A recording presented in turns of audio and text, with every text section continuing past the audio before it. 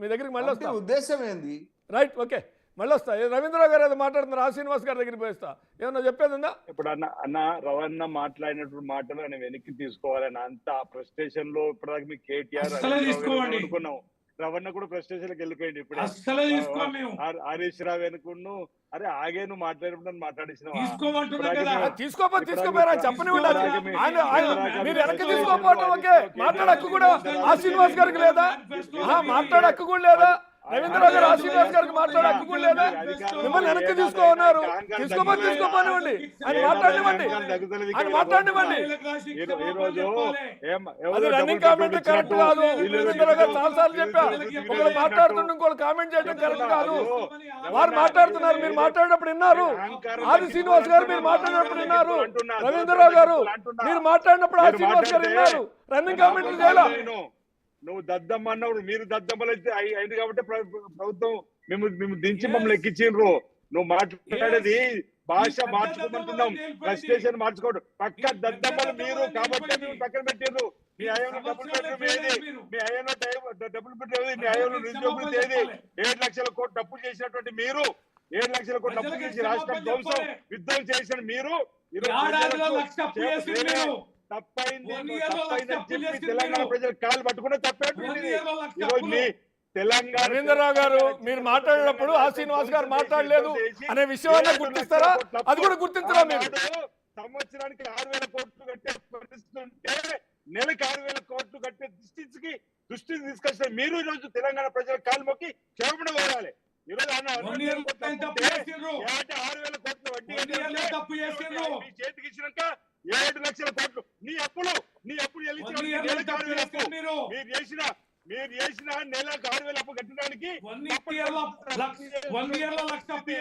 ఏం మాట్లాడుతున్నారు మీరు? మీ కాళేశ్వరం కట్టి కోటి రూపాయలు లాస్ చేసి ఈ రోజు మిషన్ భగీరథ పెట్టి 60,000 కోట్లు తీసుకొచ్చి రాష్ట్రాన్ని ధ్వంసం చేసినటువంటి మీరు ఇంకా గొప్ప చెప్పుకునేది దద్దమ్మలు మీరు. మీ ప్రభుత్వంలో జరిగినటువంటి నిర్ణయాల వల్ల మీ నిర్ణయాలతో విధ్వంసమైనటువంటి ఈ రాష్ట్రాన్ని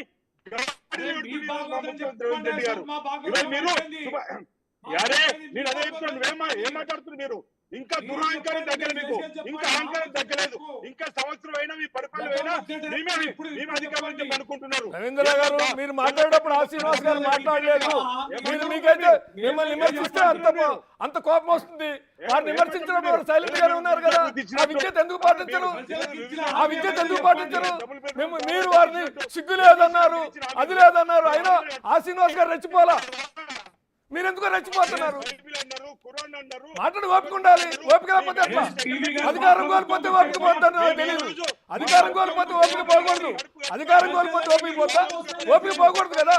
మీరు విమర్శించారు, మీరు తిట్టారు. ఆ శ్రీనివాస్ గారు రియాక్ట్ అయ్యారా?